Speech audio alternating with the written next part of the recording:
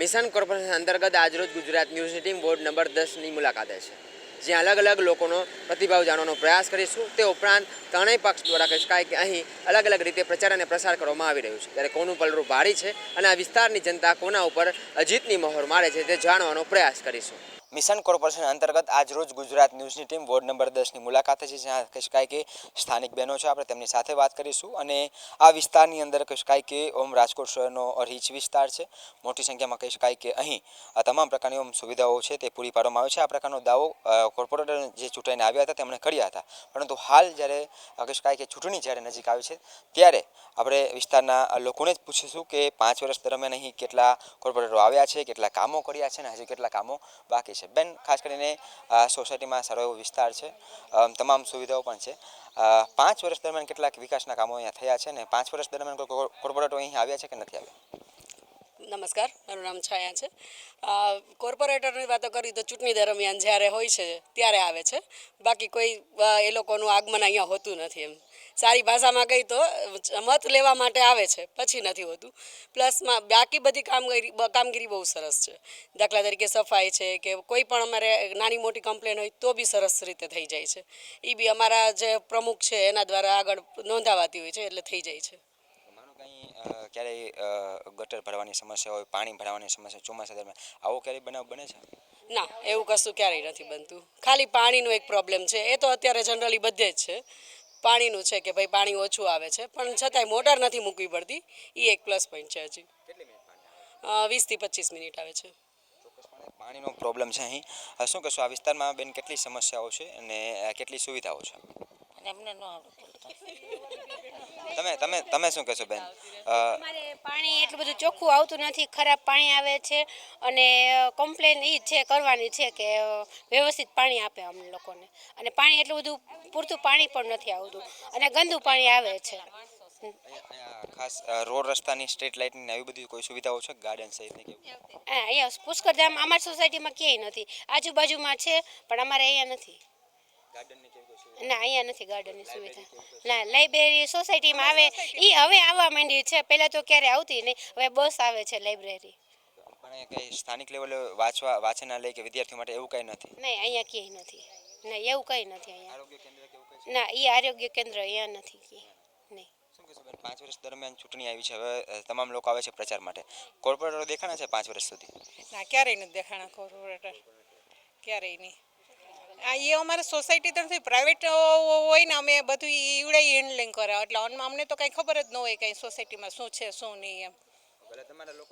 હા, સોસાયટીના પ્રમુખ જ કરે, એટલે અમારે કંઈ જોવાનું જ ન હોય. કચરા રોડ આ સાફ તે સોસાયટીના પ્રમુખ જ બધું હેન્ડલિંગ કરે, એટલે અમારે કંઈ કરવાનું આવતું જ નથી. હા હા હા, એ કાંઈ એમના માટે રોજ રેગ્યુલર, એ તો રોજ રેગ્યુલર કચરાની ગાડી તો આવે જ છે રોજ. પછી ત્યારે એવું બને કે કોર્પોરેશનમાં ફરિયાદ કરી હોય નિકાલ ન થાય તો વારંવાર પ્રમુખને કહેવું પડે? એવું ક્યારેય નથી હો.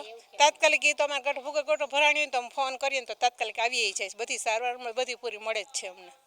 અને કેવી કેવી સુવિધાઓ છે આ વિસ્તારની અંદર? એટલે ભૂગર્ભની ના તો એ તો બધું ઓલરેડી કમ્પ્લીટ જ છે, એમાં તો કંઈ વાંધો નથી. કચરાના તેને બધું વ્યવસ્થિત જ ચાલે છે. સરસ છે રોડની, પાણીની ને આપણે જોઈએ એવી કચરો તે લઈ જઈએ. બાકી તો પ્રમુખ છે એ બધી સોસાયટીનું હોય, સંભાળતા હોય. કોર્પોરેશનની અન્ય સુવિધાઓની જે વાત કરી કે ગાર્ડન હોય, લાઇબ્રેરી હોય, આ પ્રકારની સુવિધાઓ અહીંયા નથી, બહાર છે નજીકમાં. આપણે આ બાજુ કહે છે થઈ છે એક સાધુ વાસવાણી રોડ ઉપર થોડે દૂર. એમ લાઇબ્રેરીમાં ગાડી આવે છે અહીંયા. બાળકો માટે આંગણવાડી કેવી કોઈ સુવિધા કરી? અહીંયા નથી, બહાર છે. ત્યારે રજૂઆત કરી છે કે ભાઈ આ વિસ્તાર ખૂબ મોટો છે, સોસાયટી છે, તો આવું કંઈક મળે તો? હવે એમાં એવું છે, જેન્ટ્સ બધા મિટિંગ કરતા હોય ત્યાં થતી હોય રજૂઆત. અમે બે લેડીઝ તો ન જતા હોય એટલે ખબર નથી. બહેનોના કેવા પ્રશ્નો હોય જ્યારે અહીંયા માનો કે હવે ચૂંટણીનો માહોલ છે, તમામ પક્ષ આવતા હોય પ્રચાર પ્રસાર, તો કેવા મુદ્દા લઈને આવતા? તમે સામે કહેતા હશો ને કે અમારે આ જરૂર છે, થતું નથી એમ? અમારે એ પ્રશ્ન જ નથી થતો. પ્રમુખ હોય અને અમે જ રજૂઆત કરી દઈએ બરાબર, એ લોકો બહાર સંભાળી લેતા હોય, એટલે એ કંઈ કોઈ પ્રશ્ન જ નથી ઉઠતા અમારે. અને એ તો કોંગ્રેસવાળા આવતા, એને ભાજપ વાળા બેસ્ટ ભાજપ. એને જે આગળ જે બધું કામ કર્યું છે, નોકરિયાત જે છે આટલા ટાઈમમાં નોકરી કરતા હતા એ બધું રેગ્યુલર કરી દીધી. બધી વ્યવસ્થા બધી રેગ્યુલર કરી દીધી. બેસ્ટમાં ભાજપ. કોંગ્રેસમાંથી ભાજપના કાર્યકર બધા ભાજપમાં વહી ગયા. કોંગ્રેસ બેસ્ટમાં ભાજપ. કોર્પોરેટરો દેખાણા છે આ 5 વર્ષ દરમિયાન? હા અમારે જરૂર હોય ત્યારે અમારા કોર્પોરેટરને અમે રજૂઆત કરે, અમારા પ્રમુખ કરે તો એ લોકો કામ કરે જ ભાજપવાળા. ચોક્કસપણે કહી શકાય કે આ વિસ્તારની અંદર જ્યારે જરૂરિયાત હોય છે ત્યારે ભારતીય જનતા પાર્ટીના જે કોર્પોરેટર છે તેમને રજૂઆત કરવામાં આવતી હોય છે અને તેમના દ્વારા અહીં કામો છે તે કરવામાં આવતા હોય છે. અન્ય પણ બહેનો છે. બેન, ખાસ આ વિસ્તારમાં રહો છો, કયા કયા પ્રકારના પ્રશ્નો છે આ વિસ્તારની અંદર અને કેટલા વિકાસના કામો થયા છે? બધા વિકાસના કામો થયા છે, પ્રશ્ન તો કાંઈ નથી. અમારી સોસાયટી તો પરફેક્ટ છે. અને આ કહી શકાય કે સોસાયટી છે રાજકોટ શહેરના કાલા રોડ ઉપર પુષ્કરધામ સોસાયટી છે, જ્યાં કહી શકાય કે તમામ પ્રકારના કામો છે થયા છે. ખાસ કરીને કહી શકાય કે પાયાની જે સુવિધાઓ હોવી જોઈએ, કે જે વિસ્તારની અને જે આંગણવાડી હોવી જોઈએ, આરોગ્ય કેન્દ્રો હોવી જોઈએ અથવા તો લાઇબ્રેરી હોવી જોઈએ, આ પ્રકારની સુવિધા અહીં નથી. પરંતુ તમામ કહી શકાય કે એક રીચ આ સોસાયટી છે, જ્યાંથી કહી શકાય કે સોસાયટીના લોકો દ્વારા તમામ પ્રકારની સુવિધાઓ છે પૂર્ણ કરવામાં આવે છે. જ્યારે કોઈ પણ પાયાનો પ્રશ્ન ઉદ્ભવે ત્યારે સોસાયટીના પ્રમુખ સહિત કહી શકાય કે હલ કરે છે. કોર્પોરેટરને જ્યારે રજૂઆત કરે ત્યારે તે લોકો પણ ધ્યાન આપે છે. આવું હાલ અત્યારે બહેનો કહી રહ્યા છે.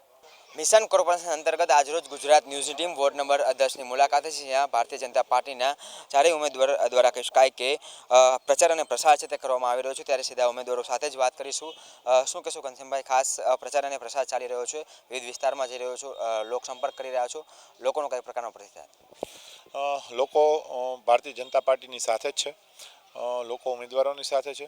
ભારતીય જનતા પાર્ટીએ જે રાષ્ટ્રીય નેતૃત્વએ જે 2047નું મિશન બનાવ્યું છે કે વિકસિત ભારત, સુરક્ષિત ભારત, તેમને લઈને લોકો બહુ રાજી છે, બહુ ખુશી છે. અને આજે એ લોકો પોતે સેફટી પણ અનુભવી રહ્યા છે અને સાથે સાથે વિકાસ પણ જે થઈ રહ્યો છે. તો આજે લોકો જે મત આપી રહ્યા છે ને ભારતીય જનતા પાર્ટી અને વિકાસને મત આપી રહ્યા છે. તો લોકોનું સમર્થન અમારી લોકોની બધા જ ઉમેદવારોની સાથે છે.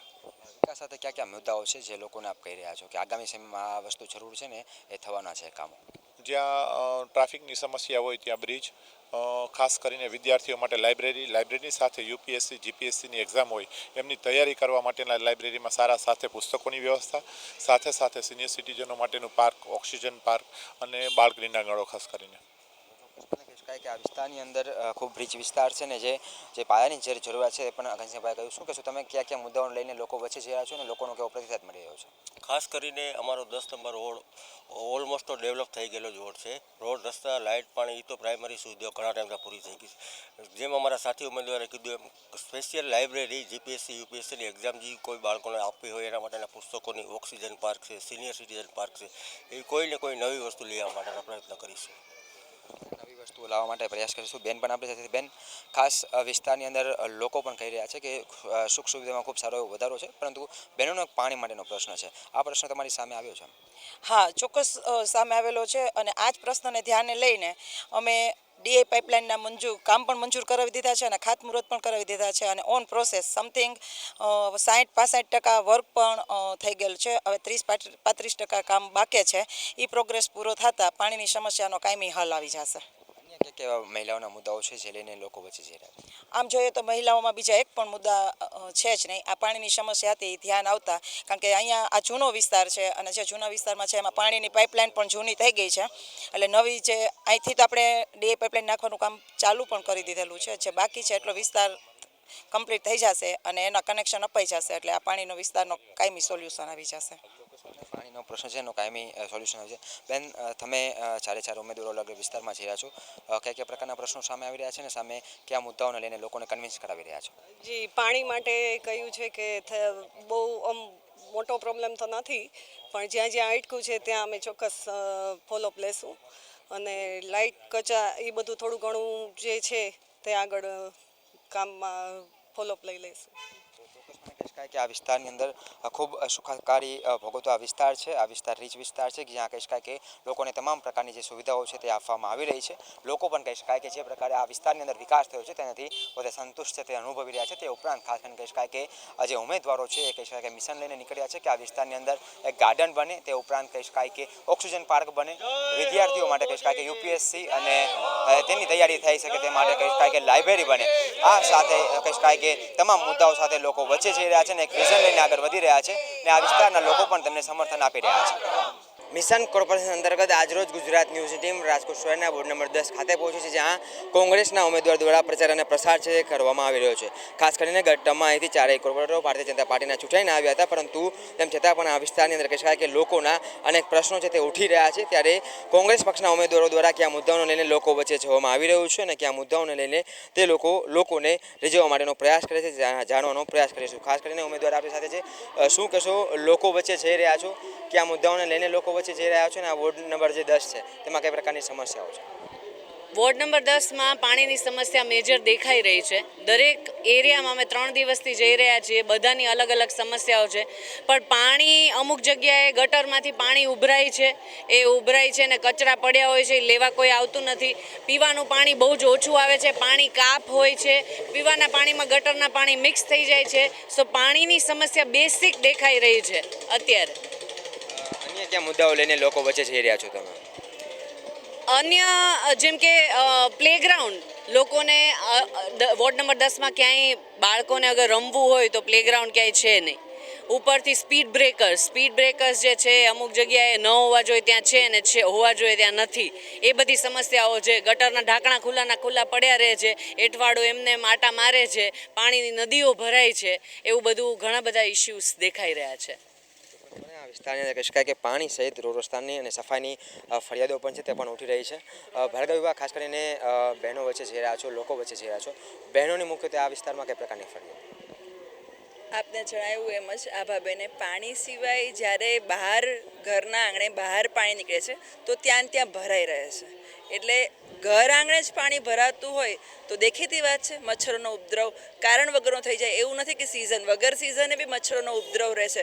તો જ્યારે આટલી સરસ મજાની ગ્રાન્ટ પાસ થતી હોય રોડની, છતાં ઘર આંગણે જ રોડની કચાશ રહેતી હોય તો આ પણ એક મુદ્દો બહુ વ્યવસ્થિત છે કે જે લોકોને ખરેખર સ્પર્શે છે. બહેનો તો ખૂબ જ રાડો પાડે છે કે આટલું બધું હોવા છતાં પણ હજી આ સમસ્યા યથાવત જ છે, તો એનો તાત્કાલિક નિકાલ કરીએ.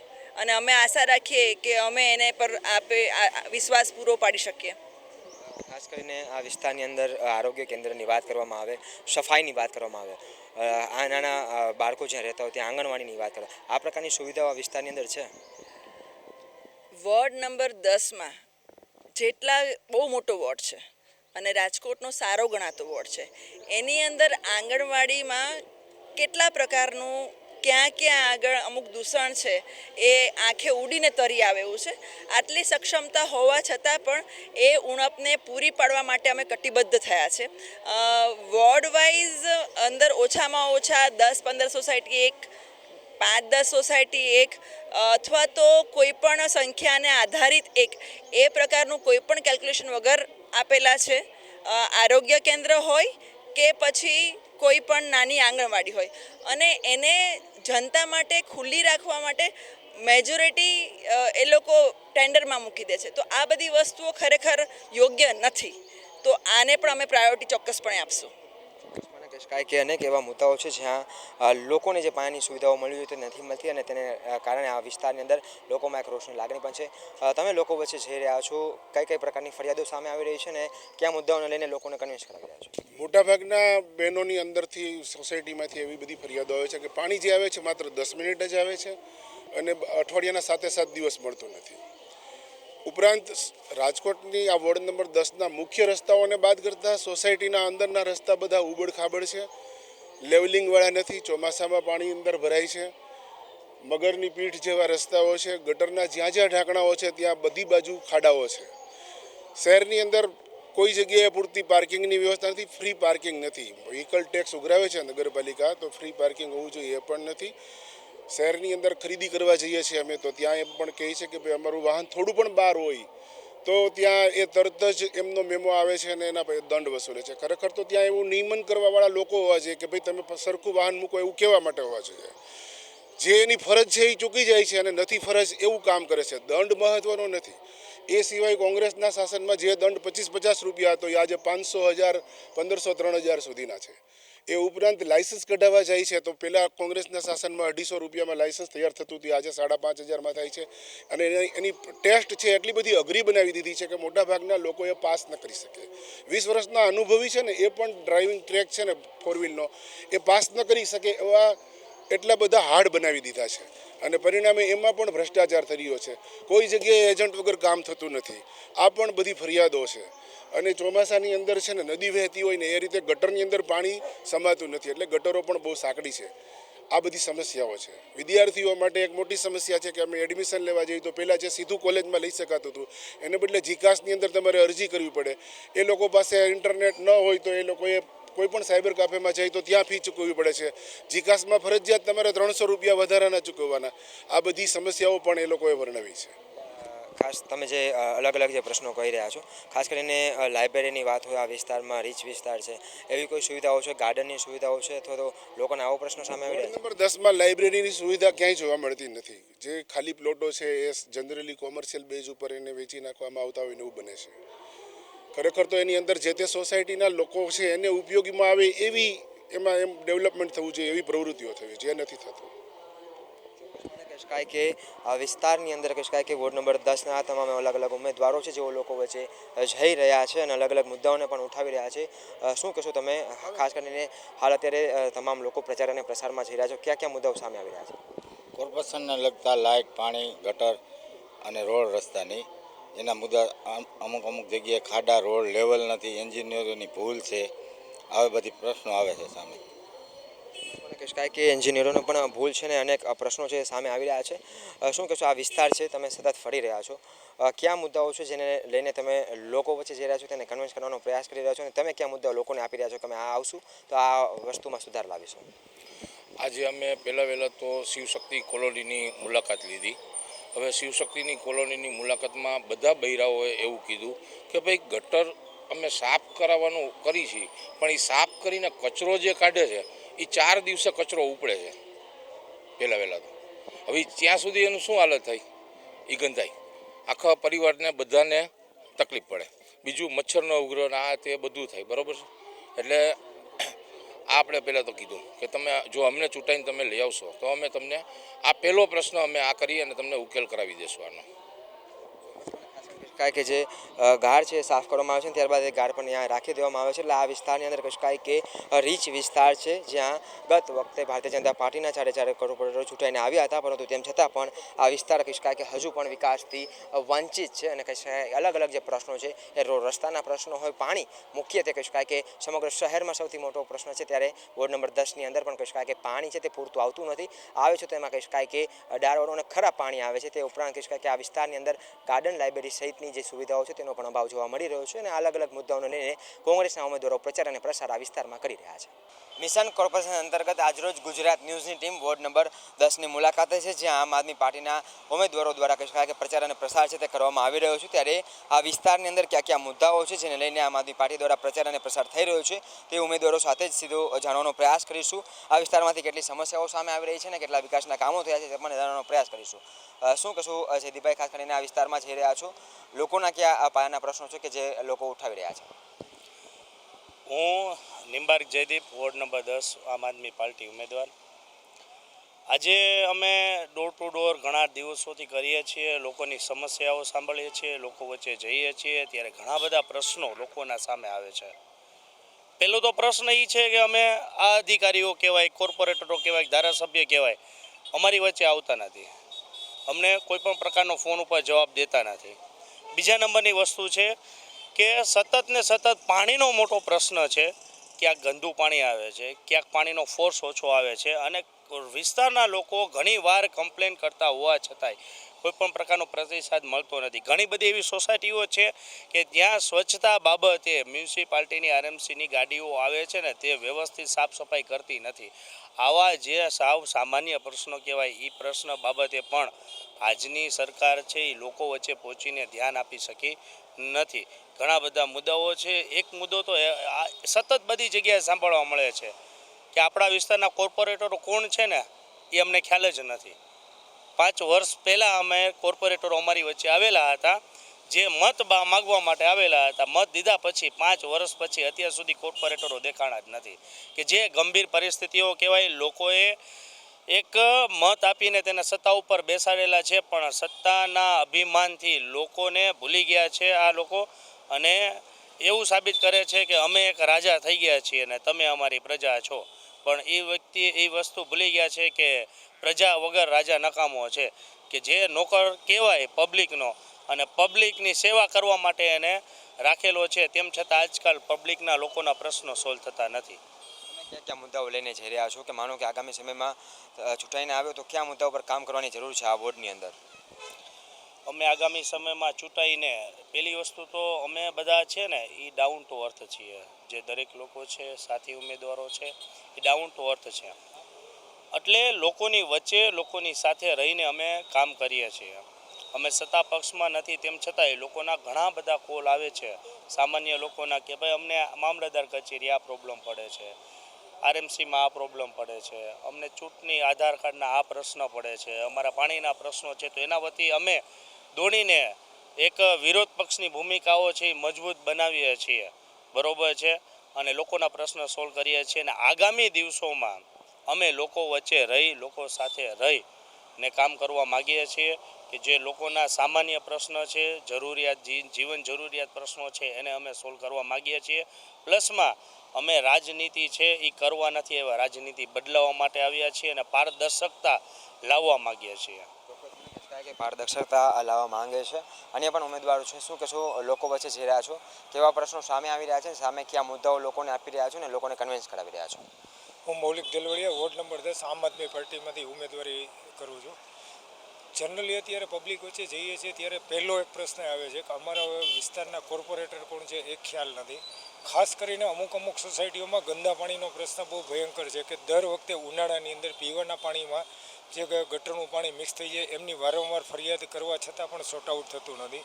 બીજો એક પ્રશ્ન આવે છે, અમુક આ વિસ્તારની અંદર ઘણો સ્લમ એરિયા છે, સ્કૂલિંગ બાબતમાં જે શિક્ષણ બાબતનો જે પાયાનો પ્રશ્ન આવે છે કે અમારી એવી કોઈ કેપેસિટી નથી અમે હાઈસ્કૂલમાં સારી ફી આપીને કોઈ બીજી પ્રાઇવેટ સ્કૂલમાં ભણાવી શકીએ, પણ જે અહીંયાની જે સ્કૂલો છે, સ્કૂલોની અંદર જે કંઈ સુવિધા પૂરી મળવી જોઈએ એ પૂરતી સુવિધા નથી મળતી. અને બીજું અમે એવું કહેવા માગીએ છીએ કે દરેક અહીંયા રાજકોટની અંદર પરપ્રાંતીય લોકો ઘણા આવે છે, તો એમને પણ રહેવા જમવાની સગવડ થાય, એમના બાળકોને શિક્ષણ મળે. કારણ કે મારા ધ્યાનમાં એવા ઘણી વખત પ્રશ્ન આવ્યા છે કે પરપ્રાંતીય છોકરાઓને સ્કૂલની સ્કોલરશિપનો લાભ નથી મળતો. એનું રીઝન એવું આપે છે કે ઓબીસીમાં છે, એસટીમાં છે, એસસીમાં છે કે જનરલ કેટેગરીમાં છે. અમે પહેલું એ કરશે કે શિક્ષણની અંદર જે અહીંયા લોકલ આપણા સ્ટેટના બાળકોને જે લાભ મળે એ પરપ્રાંતીયના બાળકોને પણ લાભ મળે. બીજા નંબરની વસ્તુ એવી છે કે બહેનો માટેની અમુક સુવિધાઓ જોઈએ છીએ કે જે ઘટે છે, એની અંદર પણ અમે જરૂરી કામ કરશું. અને બીજાનો ખાસમાં ખાસ એક જ કહેવા માગીએ છીએ, 24/7 અમે 4 ઉમેદવાર આપની વચ્ચે રહેશીએ. જે અમારી પ્રચાર પત્રિકા છે, અમારું જે લીફલેટ છે, એની અંદર પણ અમે અમારો મોબાઈલ નંબર પ્રિન્ટ કરીને આપ્યો છે કે જેથી કરીને પબ્લિકને ચૂંટાયા કે ચૂંટાયા વગર, ચૂંટણી તો હાર જીત એક પછીની વાત છે, એમની વચ્ચે રહેવા માટે અમારો કોન્ટેક્ટ નંબર પણ એને આપતા જઈએ છીએ. કાંઈ કે હાર જીત પછીની વાત છે, પરંતુ લોકો વચ્ચે રહેવા માટે તેમનો નંબર પર બ્રાન્ડમાં આવ્યો છે. બેન, તમે પણ વિસ્તારમાં જઈ રહ્યા છો, આ વિસ્તારની અંદર બહેનોના કેવા પ્રશ્નો સામે આવી રહ્યા છે?